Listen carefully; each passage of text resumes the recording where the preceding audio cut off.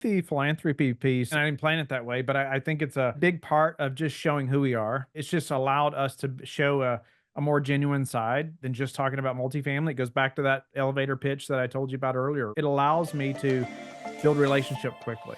The Apartment Gurus podcast is brought to you by Greenlight Equity Group, an apartment acquisitions and holdings firm co-founded by Carl York and Tate Siemer, host of this show.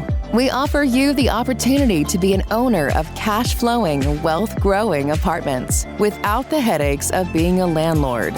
These assets are recession-resistant, risk-mitigated, offer significant tax advantages, and are a great alternative to the stock market. Ready to check it out? Go to www.investwithgreenlight.com today to book a personal consultation with Carl or Tate. Again, that's investwithgreenlight.com. We look forward to meeting you. Welcome to The Apartment Gurus, where twice a week, host Tate Siemer brings you deep dive interviews with the wisest gurus in the apartment investing industry. These experts are sure to create game-changing value and inspiration designed to catapult your business to the next level. Be sure to reach out to Tate at www.investwithgreenlight.com for access to his investor portal and Calendly link. And now, here is Tate Siemer and the Apartment Gurus. Welcome, everybody, back. So excited to be bringing you this particular episode of the Apartment Gurus podcast. If you've been around this space and in the thought leadership, digital mentorship sort of space, certainly the podcast world, in real estate and syndication and commercial real estate, the name Whitney Sewell will be very familiar to you. Whitney had a daily show for 2,000 episodes, right, Whitney? That's right. I mean, was that 2,000 basically consecutive days of podcasting? Every day for 2,000 days. It's amazing. I was lucky enough to get to be a guest at one point on your show, and you're just a massive leader in the space. And I was telling my partner before how excited I was to have you on the show today, and I said, when you do a daily show, you're going to end up talking to just about everybody there is out there, right? Like, because you've got a lot of slots to fill. And, I was doing twice a week for a while, and that was a ton of work. And so I know you love it. I love it. And it often doesn't feel like work for me, especially when we're recording, and especially when I have somebody that I know, love, respect, and has made such a difference in a lot of different ways in real estate and otherwise. So Whitney, welcome to the show. It's super great to have you. Honored to be here, Tate. Grateful for the opportunity. You bet. Yeah. So listeners, right off the bat, I always like to give you a reference. So if you want to check out Whitney on lifebridgecapital.com, that is his firm, acquisitions syndication firm. There's also just a ton of some great resources, including links to his podcast, including kind of greatest hits on the homepage. There's some links to particular episodes or more recent episodes. And Whitney is doing he's gotten back to the kind of a slow roar, I guess, of putting out episodes at one a week, like most of the rest of us do. So I guess let's start there, Whitney. The podcast. I don't know anybody that's done a daily podcast for that. I mean, I know people that have kind of tried to start, and I just think for most people, there's just nothing sustainable about that. And so I'm just wondering, like, what, now that you have all that in the rearview mirror, what that's meant to you at really any different level, business level, personally, and otherwise. Yeah, I appreciate the question, Tate. So I get asked often, especially at conferences or if I'm speaking at a conference, people will often ask, hey, is it worth it to do a daily show? And often my first question is, are you married? Do you have kids? Because if you do, I almost suggest you don't do a daily show. Right. I mean, Right. it was such a toll. Tate, it never gave up, right? I mean, it was constant battle. But early on, I was still working full time when we started the commercial real estate business early on. And I was off work from my federal agent position at the time every other Monday. And so I built a team of virtual assistants from all over the world, and they knew that they better have 12 to 15 interviews scheduled for me every Monday that I was off work. Like, I would literally, my wife would call it my marathon day. I would go to the basement and I would record 12 to 15 interviews just like this. I mean, just back to back to back to back as hard as I could go.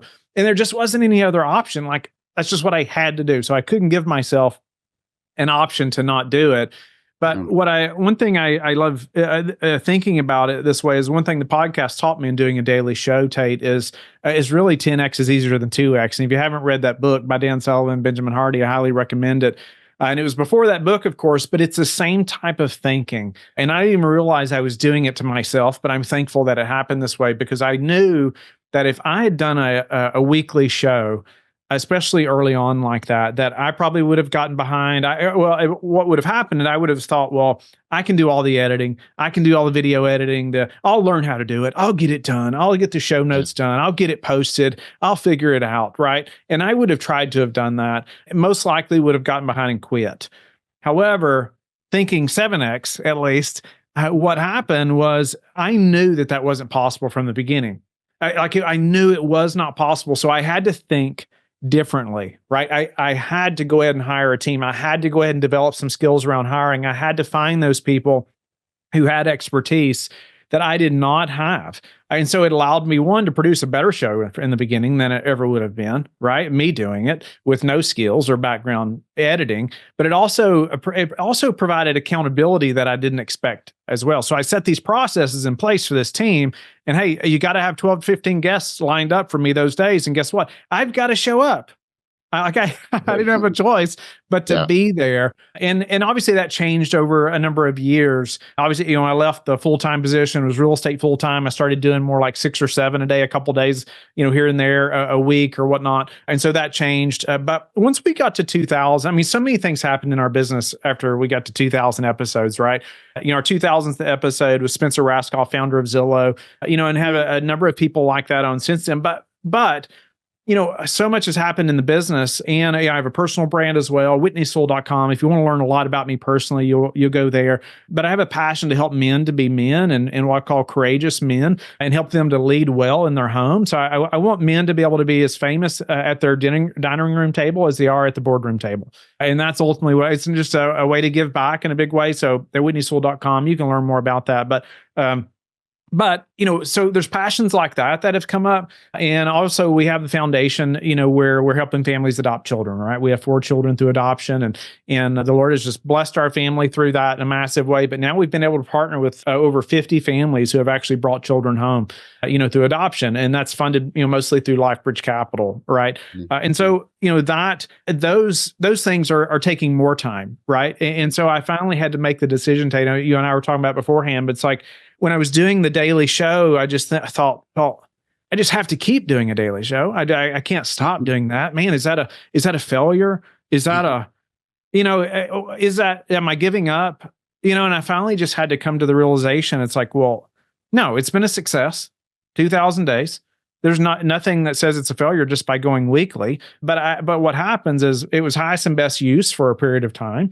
It allowed us to raise a ton of money, capital, allowed us to build a ton of relationships with investors very quickly. It allowed me to meet a ton of people in our industry very quickly, right? It built just respect and things, all those things across so many avenues of our business so quickly. But now I need to shift some of that energy to some other things that are highest and best use at this point. Or at this time. And so that was a big decision and shift there. What year did you debut Real Syndication for Real Estate Show, right? It would have been in the fall of 18. Yeah. And I mean, the podcast world was certainly on a ramp up. And if you believe a lot of experts, like in the big picture, we're actually at the beginning of a big podcast ramp up, even today in 2024. In other words, the spoken audio deep dive format. And then even more importantly, I think the video interview YouTube format, again, longer format, deep dive sort of base. That media is growing and growing and growing. And, we're seeing it in elections and then, other people trying, promoting themselves, going on, kind of niche podcasts. And that's where the influence and the audience is growing more and more. And so that said, for listeners, I personally just love doing this podcast, and that was unexpected. And this is, I want to get in your world about this, Whitney. For me, it was, I started the podcast because I knew at least most of the things, or a lot of the things that you just went through, as far as like payoffs and benefits and reasons to do it, as far as, building a brand, building credibility. There's no better way to meet and get to know people that you haven't really had the chance to spend a lot of time with outside of something like this. So I started kind of out of I should do this for the business thing. And I knew within 2-3 episodes of recording that I just love doing it. Like there's two things about it I think are just my two favorite ththings, is the kind of just the creative, intellectual, kind of co-creative, like you and I in this case, and the host and the guests are in it to win it together, right? We're on a mission to create something super valuable for whoever might listen. And then, so just the ability to really, the connections that you build and then, and grow ideally and into the future, and where those can lead, but also just the great friends that I've made through this. And so there was a lot that was kind of unexpected for me. I'm curious if, I'm sure there was similar, kind of, this came up that you didn't see coming as a benefit or a connection or, a payoff. Like, how did that go for you? No doubt about it. Oftentimes I take people back to like the first year of the podcast for me. The first year when I would go to conferences, nobody knew who I was. The second year, most people knew who I was. I'd already produced, well over 350 episodes, right, or interviews by that time. And by the third year, I was speaking on those stages, right? And so, but by that time, I'd done almost 1,000, interviews. And so it helped me to progress really quickly. But again, it goes back to what you were saying. It's the people that I'm meeting, right? It's those relationships that I'm being able to create and have. And it allows you to have an avenue, like you said, to meet people that you would normally never get to meet. I mean, for one, you and I may not have ever met, right? If we hadn't had you on the show, a couple of years ago, right? Or however long ago. Right. Then, or people like Spencer Raskoff that I mentioned. Well, I mean, how many calls do you think he gets a day from just random people, right? Mm-hmm. Or interview requests, things like that. And I think we were pretty strategic to say, hey, this is the 2000th episode, so we want you to be on the 2000th So he saw it as like, oh, well, man, this guy's done 2000 interviews. I'll be on his show, right? Almost feel sorry for me. Like maybe he'll be on, but all that to say, when do you get to meet people like that, right? But also, when I would do 12 to 15 interviews, I made sure that the team would schedule a 10-minute buffer between every interview. And that 10 minutes was the most valuable part of the time. I mean, maybe we had to work on their mic or lighting, something like that sometimes, but more times than not, when the recording goes off and we just get a few minutes to chat, well, that's where the relationship builds, and that's where they let their guard down a little bit. And sometimes it was the best content that I wish I still had. That's where the relationship was ultimately built for partnerships that happened years later, right? Or people have partnered with us or on whatever deal for one way or the other. So no doubt, it goes back to relationships. And you mentioned about the time to start a podcast, and I said, it's kind of like planting a tree. The best time was 10 years ago, but the next best time is today. And no doubt about it. But people think, well, there's so many real estate podcasts. Let's say real estate's the listener's niche. Yeah, but nobody's you. right? And nobody has your characteristics. No, people are going to connect with you in a specific way that they don't connect with me or with Tate, right? I mean, there's something about you that people are going to like that's different than other people, and they're going to want to follow you because of the things you're talking about, or the characteristics, or the ways you're genuine about these things that they care about, or right. It's going to be very different, and also you don't have to have 1 million followers to do well at podcasting, right? Or to even raise a lot of money if that's what you're pursuing to do in our space or in any, say, syndication type business. You don't have to have like the amount of followership that most people feel like you have to have. It doesn't. You don't have to have that. And also the podcast will give you clout that you don't even have to have with the actual listeners. Like so many people. And I can go both ways with that. So I talk to investors, and some people in the past have said, well, if you can do a daily show for that long, you got to be pretty organized. Like you've already halfway won me over just because I know that, right? I mean, they didn't even listen to the show hardly, right? While others, sorry to interrupt, not just organized, but passionate, engaged, extremely knowledgeable, because you're getting daily masterclass from your guest in what they're doing well, what's not going well. I mean, the clout, the credibility, whatever you want to call it, that can build, it does build, especially over a daily for 6, 7 years.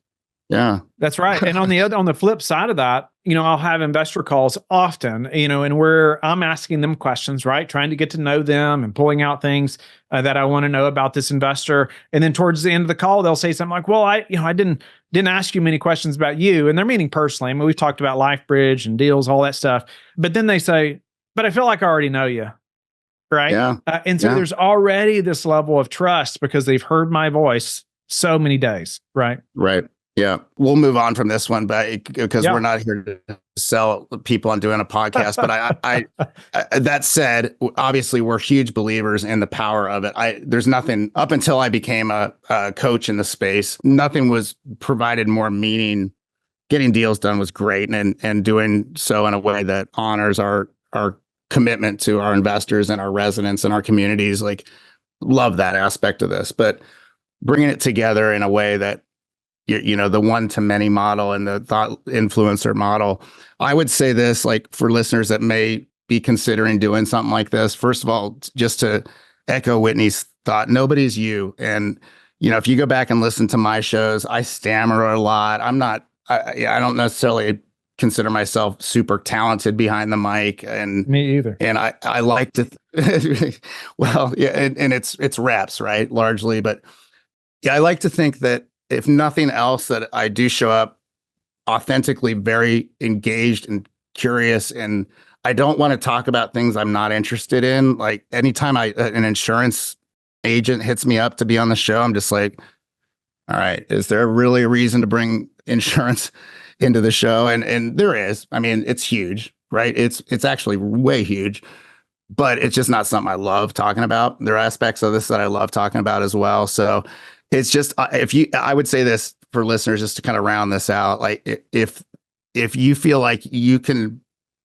just bring your authentic self to a show, you're probably set up very, very well to do something like this. And then the other angle on this is to do a little podcast tour where you're a guest on, 10, 20, 30 shows, and kind of cut your teeth that way. And by the way, at that point, you're hitting up, 30 different audiences, right? Like if you have one show, you've got your audience, and that's great. And they're going to listen to you ideally week after week.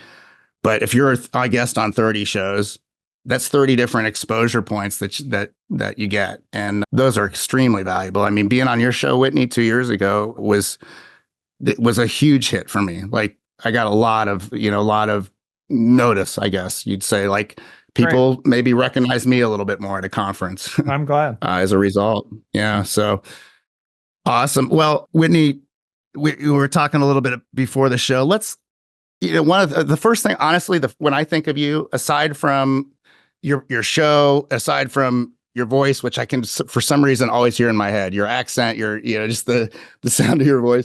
I'm sorry. But no, it's all it's perfect. You just have, I would know, I'd be able to pick you out anywhere on it if I was listening.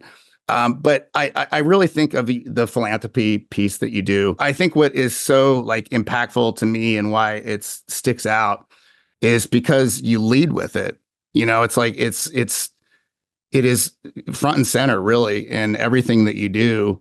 And every single podcast has a mention of it at least once at the end, as I remember, if and probably other points. But I mean, if you want to know, like, kind of what I feel like you're known for, I think that's a huge component. And so, I love the concept of the purpose-driven life, right? And the purpose-driven business, the purpose-driven startup firm, whatever that looks like. I'd love to hear just kind of, again, almost like the podcast conversation, like the philanthropy piece and the work that you've done through LifeBridge. What has that meant to you? And how has that like influenced your path and course through all this?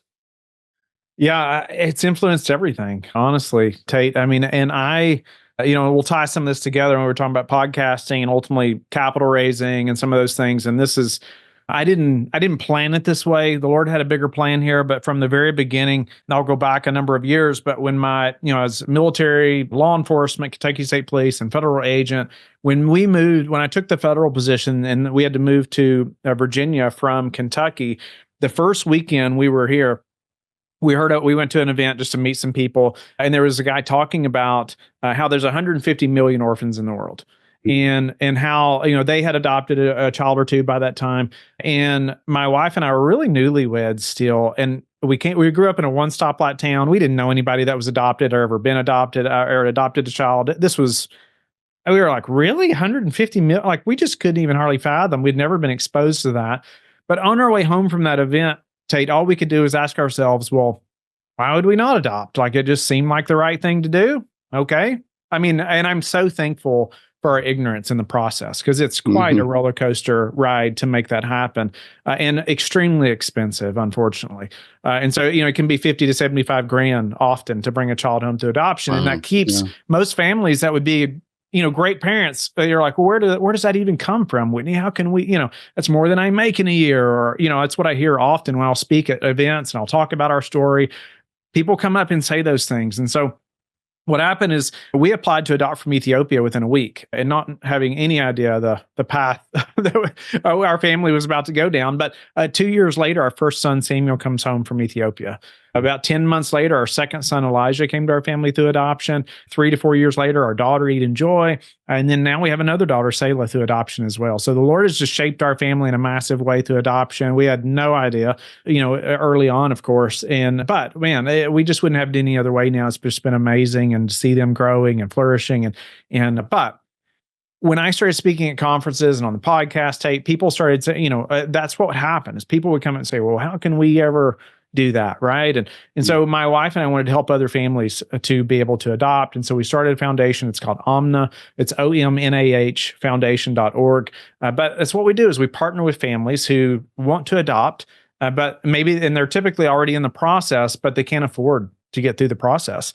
And so there's some kind of major, and there's so many massive bills you get when you're going through the process, whether it's 10, 15,000, sometimes more at a time. And travel alone can be 10 grand or more. Right. And where you're adopting from. But we wanted to help these families. And so we said, you know what, let's do it. Let's start a foundation. Let's have a focus on that. Now we've been able to partner with about 50 families or more that have actually brought children home, that have partnered with the foundation. It's just amazing to look back and see that. But Tate, what I started seeing happening was when I was going to conferences a lot early on, and even still now, but it's a little different now, but especially early on, and everybody shakes your hand, right, and says, well, what do you do?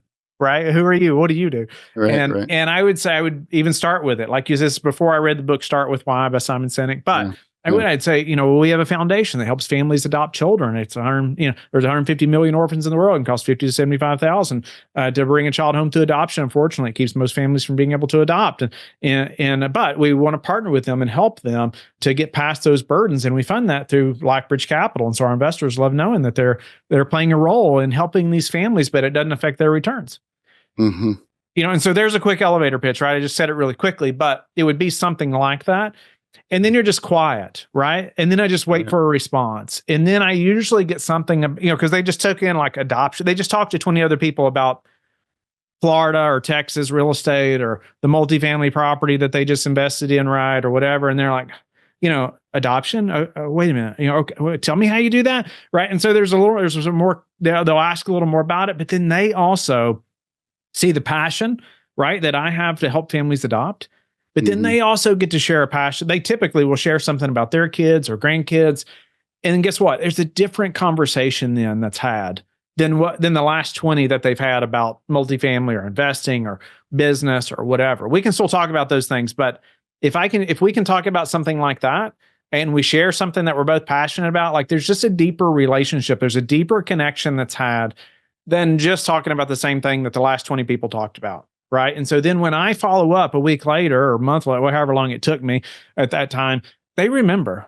Right. They remember that conversation. Some don't care. And if they don't care and they just whatever, then they're probably not our investor anyway, honestly. Right. But if the ones that do care a little bit, they really connect right on that point. They have. And again, I didn't plan it that way, but the Lord had a different plan there. And I started seeing it working. And now a ton of our investors are very passionate about giving back. Right. And so when they love that they can give back, they can invest in a way that's also giving back. Right. And they can even see these families that are being helped.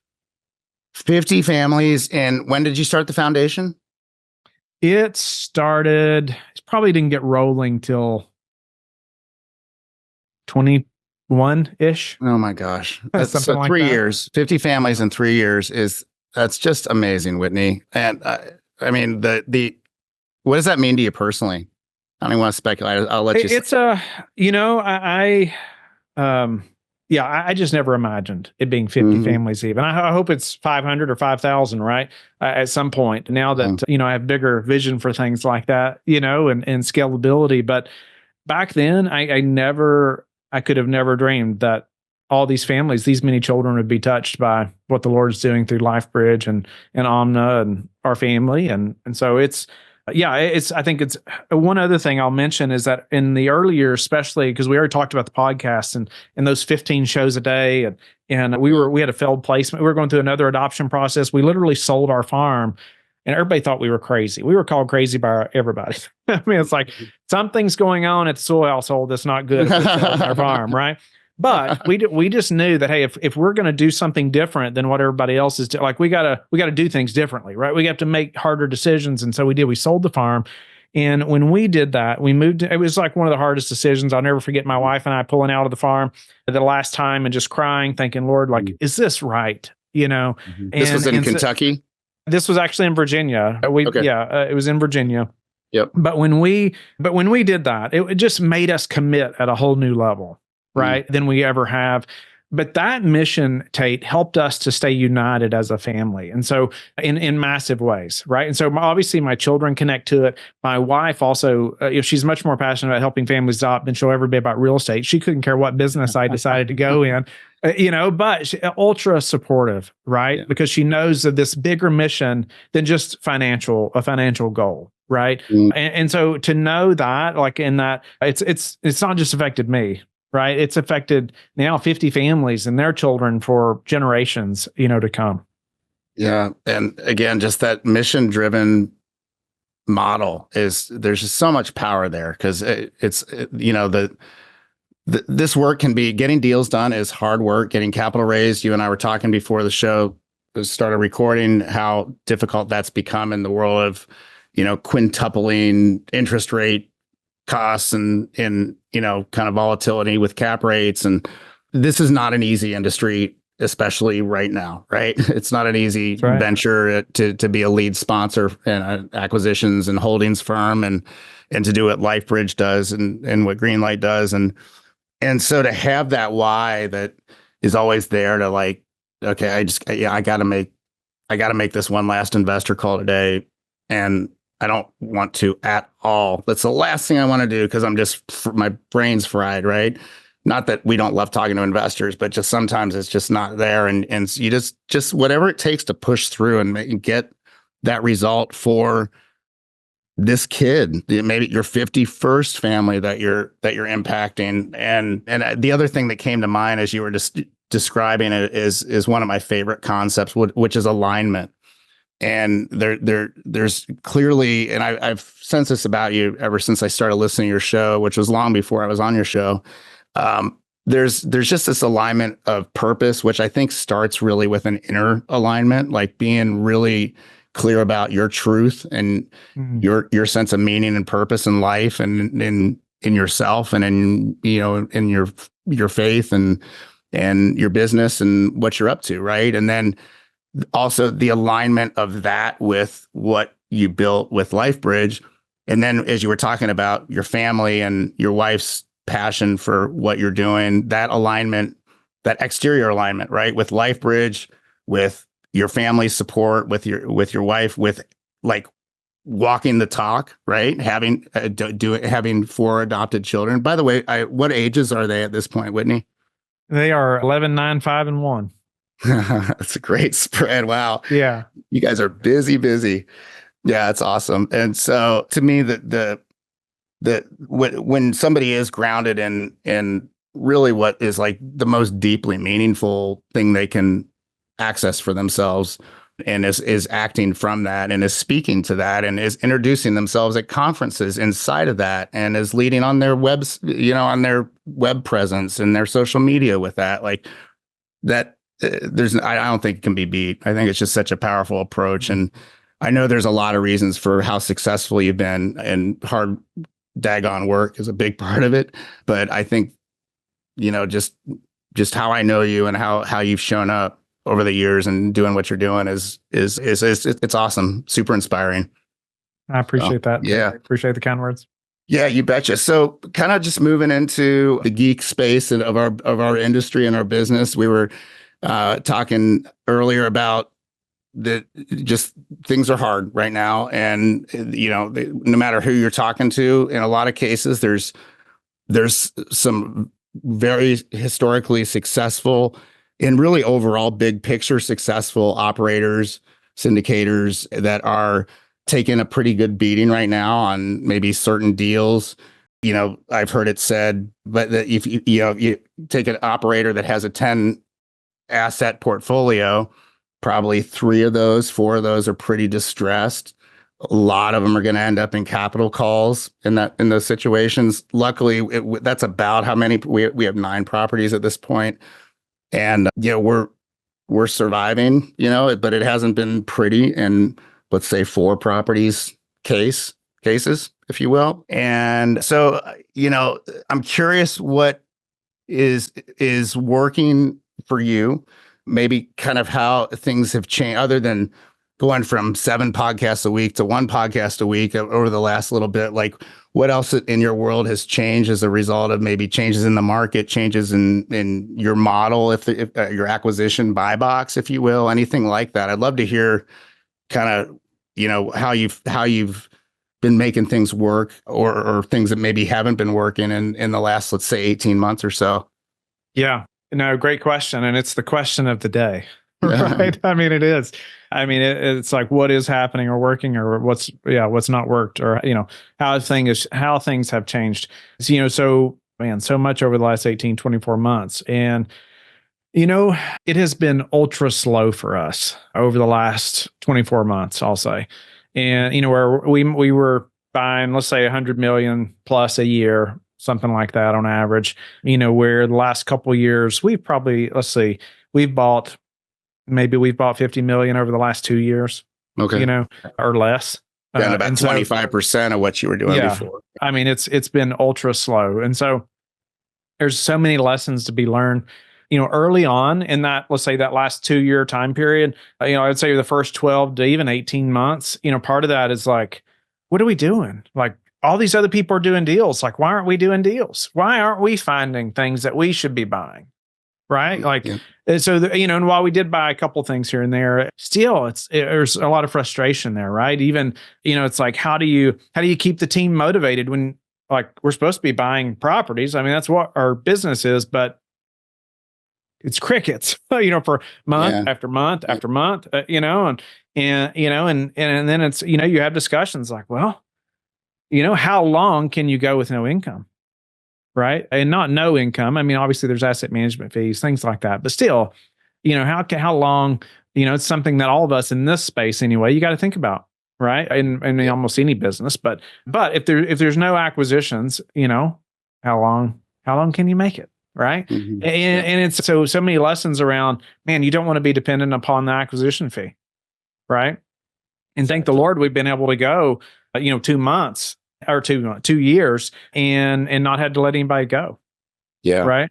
Yeah. And so, early on, thankfully, we did set up deals in a way that they are paying us, kind of more reoccurring and asset management fees and some of those things too, versus just relying on an asset management or acquisition fee. Right. Yeah. And so, but also, knowing that in the moment, hey, it's okay that those other people are doing deals. Like, we're going to stick to what we know we should be sticking to. And we're just going to have to put the blinders on here and not worry about what those guys are doing over there. Okay, they did 4 deals. They, the last 6 months. Okay, good for them. Right. Yeah, but whatever, that those deals didn't fit our buy box. And looking back now over the last 6 months, it's been so much easier to say, oh, thank you, Lord, that we did not do those deals.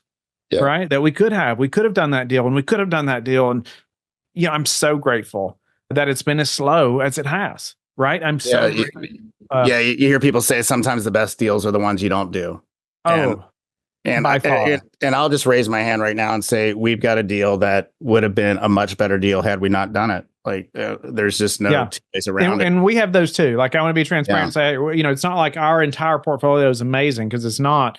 And this kind of goes by even a conversation I was having with an investor this morning. He's been burnt by 3 or 4 other operators. And so it's the first conversation I'd ever had with him. He's not invested with us.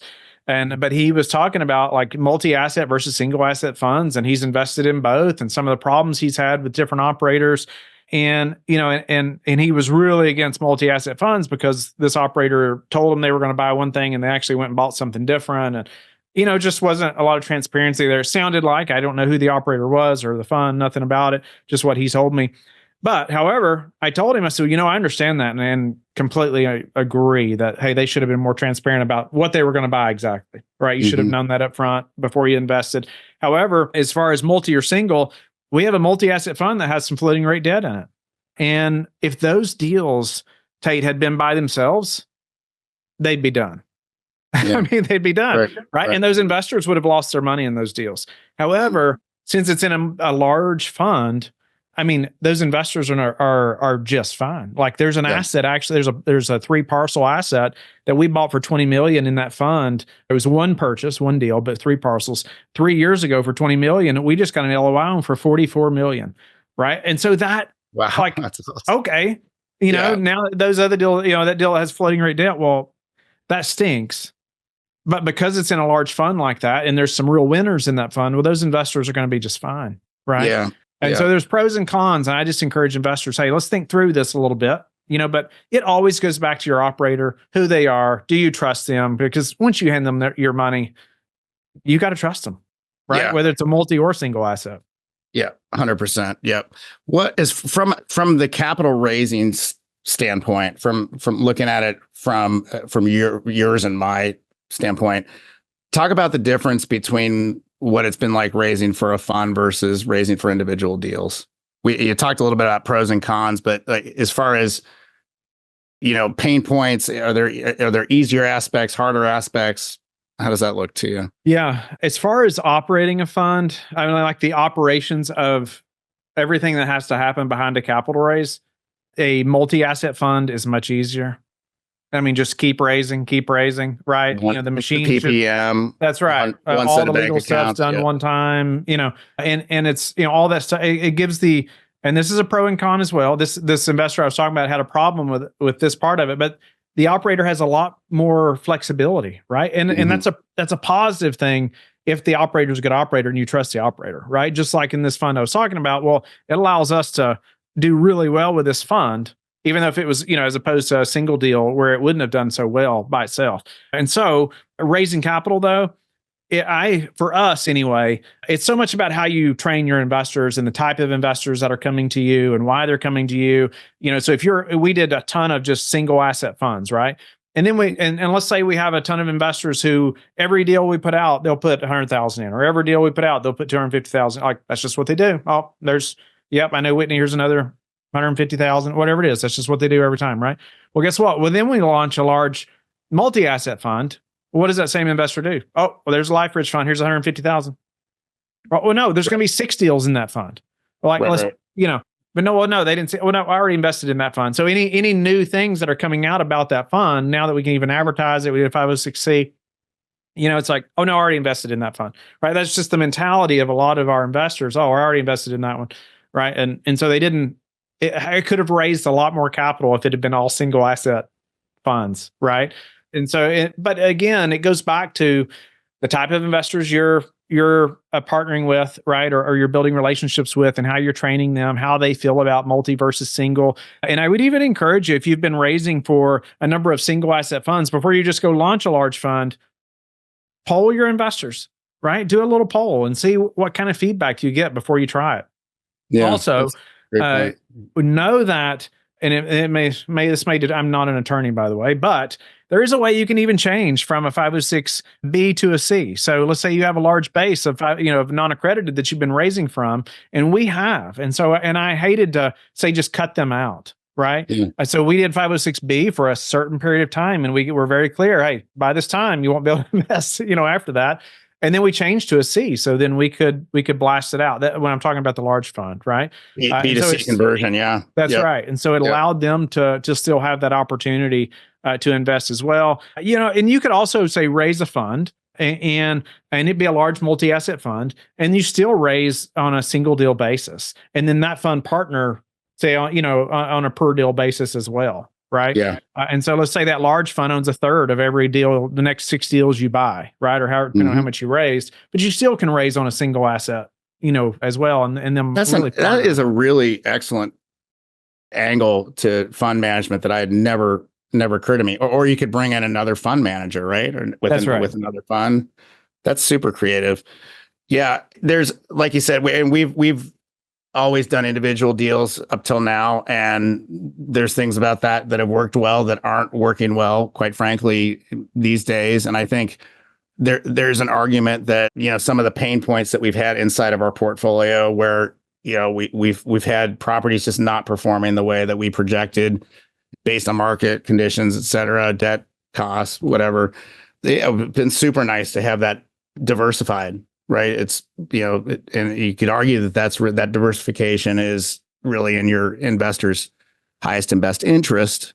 Of course, there's other arguments for why the single asset is maybe more disclosed than that's right. A diversified fund would be. But when you talk about, like, let's take your guy that you were meeting with this morning. What's that flow like for you in terms of, like, where are most of those conversations getting started? This was somebody that hadn't invested with you before, it sounded like. So, are they coming from funnels? Are they coming from the podcast? Are they coming from the philanthropy piece? I know that's probably likely served capital raising very, very well, I would think, over the years.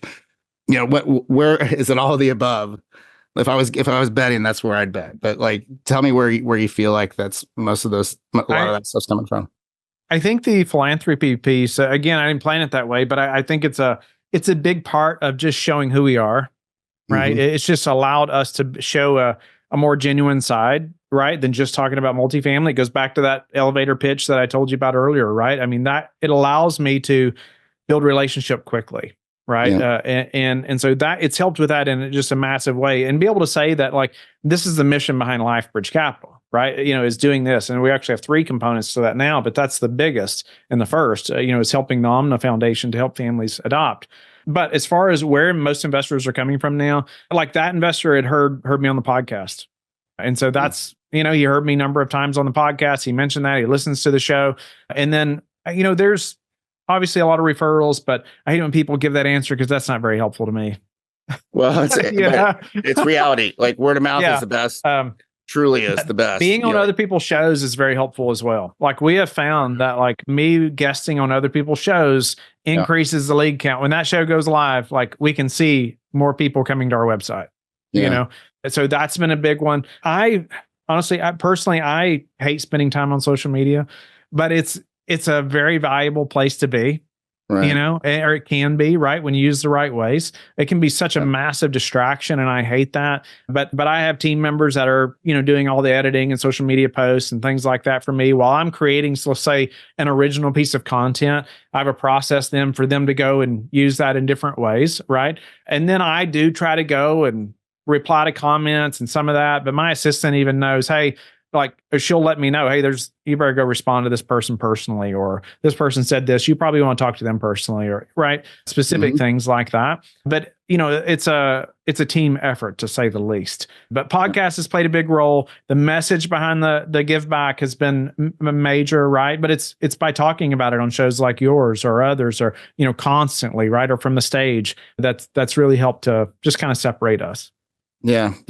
That's excellent. It's always going to be multi-pronged, right? And again, just back to this kind of almost full circle, coming back to that, the power of the credibility of being a guest, being a host, being a speaker in front of a group. And the concept here that we haven't named is personal branding, right? Or you could argue company branding, right?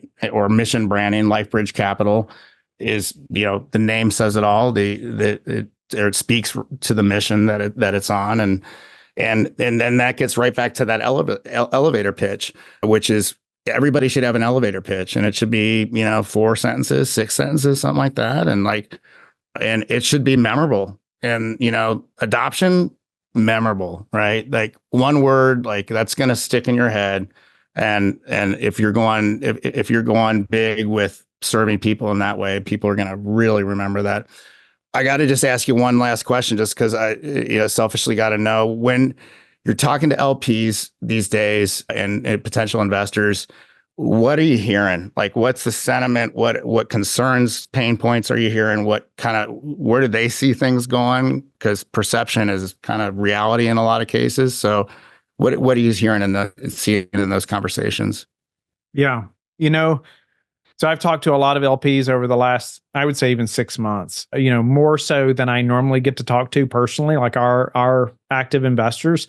And here's something that will help you raise some money as well. But like something we've been doing is, another person on the team set up some sequences of emails, and where it goes, we tier our investors, and we rank them, one by how much they've invested, another by how many times they've invested, right? And if somebody's invested, I don't remember exactly, maybe they've invested more than 5 or more times, and more than $1 million or something like that, then they'll get a call from me personally 4 times a year, something like that. Or every quarter, right? And then it just goes down from there. But I do like to talk to our investors personally. And so, but we set up a sequence of emails, and we use HubSpot, but a lot of CRMs will do this, but where it's a personalized email, right? It's not a marketing email, which is very different. And so that, it's coming from me directly, but it is a sequence. So if they don't reply to the first one or schedule a call, we'll send them another one, let's say a week or so later, right? But what we're doing is we're putting so many investors in that at a time, where I can just be scheduled right on my calendar. So I don't even have to think about it, right? And the team doesn't have to think about it, where I'm following up and talking to them. And it's crucial. And I ask them, hey, give me some critical feedback. What could we do better, right? Or maybe better on the updates, right? Because, man, that's such a pain point, right? Like, everybody wants to see something different, and as far as these updates we're sending out, it's a ton of work for our team, but it's important. It's important that investors are informed, right? And are getting good information. And so, but having that's just kind of running over here has been so helpful, and somebody else even managing it, where, hey, she can just start putting investors in there, in this sequence, and then it starts emailing them, and they can schedule a call with me. If we don't hear from them after so long, I may just call them personally or something like that, just to reach out. But I love asking the question as well. And everybody wants to know, are they investing? Are they not? I find that if they, I'll get back to the question, but if they have been investing over the last 2 years, they're paused right now. They are paused. I mean, like, they are, even, across a lot of our deals as well. A lot of investors, are like, hey, I'm just going to, I'm across 4 or 5 operators. I'm just waiting to see what happens. Right. I want to wait. Do you feel like they're waiting? Sorry to interrupt. Do you feel like they're waiting because they feel like something better's around the corner, or is it just fear and uncertainty about what current conditions are? I think it's more fear and uncertainty about election, what's going to happen around the election, but also like the current deals they're in aren't performing or whatever it may be, right? Or they're not getting distributions like they expected. And so they're just like, we're just going to wait and see, give it 6 months or a year, see what happens. And then we're going to be ready to keep investing, depending on how these deals perform. Right. Yeah. And so I've heard this from so many operators that like half, of what typically is being invested, or half of the investors, or what you could typically raise is actually being raised now. And there's a bigger dropout rate as well. So you might get, 10 million in commitments, let's say if you typically get 10 million, you might get 5.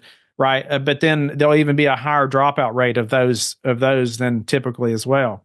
So you got to think about that if you're going into a deal, right? And you're going to need to raise money right now. You're probably not going to raise what you were raising, before, if you're raising like we have been across 200 investors in one deal, right? So, or let's say a few thousand investors total, but every deal may have a few hundred people in it, right?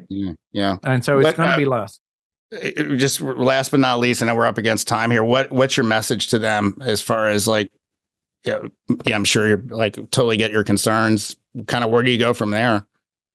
Yeah. So we'll talk about, I want to talk to them personally, right? Like when I say, like I want to direct to their specific needs, right? And so I may ask, I want to know more detailed questions about or answers about what their concerns are, right? So I may say, well, what's your fear in this deal, or what's your fear in that deal, or is it the debt, or well, tell me about that deal that's not performing for you, or or with that operator, or what happened? Is it because of the debt?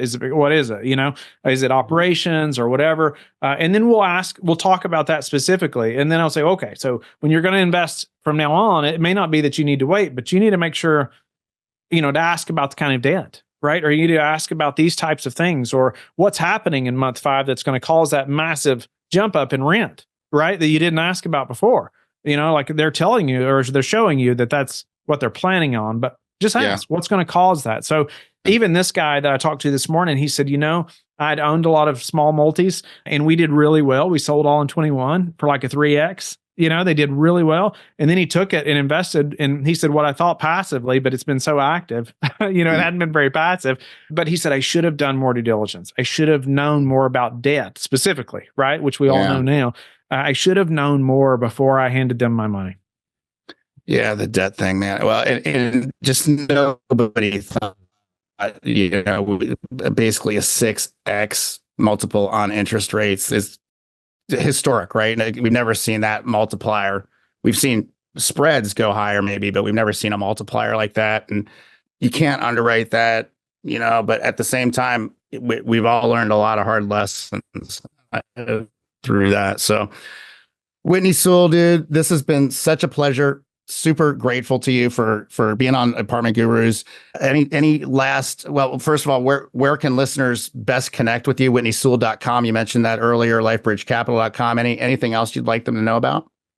I've just launched a free challenge for people that want to create a family mission statement. And so we have a mission statement for our businesses, but I want my family to be just as strong, right? And so I created a process. It's free. Anybody can go through it. I lead you through it. There's 7 videos, really short. But where it pulls your family together, it gives you a few questions to just ask, no matter what age groups your kids are. It's great to have them involved and them participating, creating this family mission statement. At the end, you have a little ceremony where you actually put it on the wall, and it's just a unifying thing. So I just encourage. It's free. I just encourage people to take advantage of that because it's just really neat when when your children are like, wow, okay, this is something that I helped create, no matter if they're 5 or they're 11, right? But it's also something that helps them to make decisions, you as a family, but then you explain it in a way that, hey, when you're thinking if you should go right or left, well, think about that mission statement that we created. Does it fit that? Does it not? Right? Just like you would in a business, you hire and fire supposedly by your mission statement. Well, what about your family, right? And your core values of your families. Anyway, I encourage people to go take advantage of that at WhitneySewell.com. We would love to, see people take advantage of that. There you go. Listeners, go check it out. WhitneySewell.com. Whitney, thank you a ton. Pleasure to have you on, and excited to catch up the next time we can make this happen. So listeners, thank you. Love you guys, and we'll see you on the next episode. Take care, everybody. This has been The Apartment Gurus with Tate Siemer. If you enjoyed this episode, be sure to subscribe and leave a rating and review on your favorite podcast platform. To contact Tate, go to www.investwithgreenlight.com for access to his investor portal and Calendly link. He loves to hear from you and thanks you for being a valued listener. Just a reminder that you are the guru. See you on the next episode of The Apartment Gurus.